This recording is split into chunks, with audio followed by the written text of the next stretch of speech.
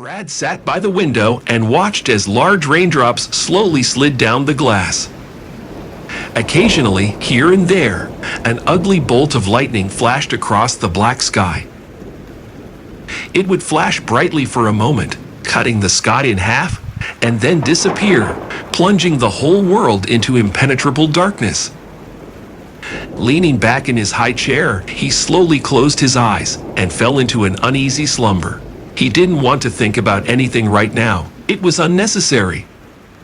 He just sat and listened to the measured sound of the October rain, which, like himself, was infinitely lonely. Up there, in the bedroom, everything had ended half an hour ago, including his life. Arriving home from work 2 hours earlier than usual, Brad saw an unfamiliar car outside his house. When he entered the house, he saw strange men's shoes and a pair of women's shoes on the floor. Something inside Brad slowly stirred and grew cold, his forehead covered in sweat. The house was dead quiet. No, someone was upstairs, but the barely audible sounds were muffled by the oak door leading to the second floor. Once upstairs, Brad walked slowly to the bedroom door and listened.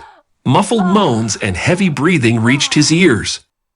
Opening the door, Brad saw his wife with a man. They were entwined like snakes, oblivious to their surroundings.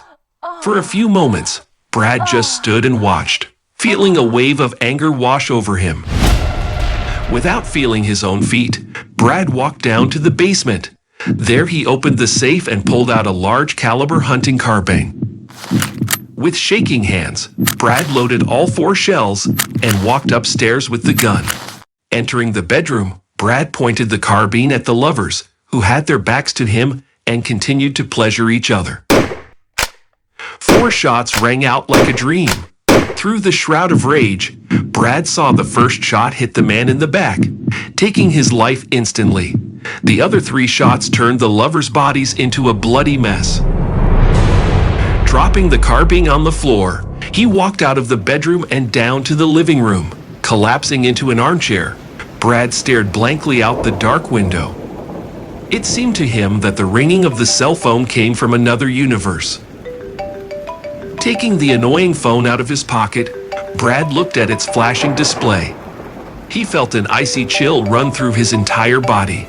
His fingers were petrified and wouldn't obey. The phone persisted, flashing his wife's number.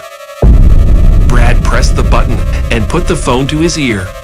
At the same second, his wife Amelia's voice came through. Hey, honey, I'm calling to remind you that my sister is coming to visit us today. Jerry will probably be with her. She has the key to the house, so they'll probably be here by the time you get here. When you get home from work, pick up a couple of bottles of white wine. Honey, can you hear me? Why aren't you talking?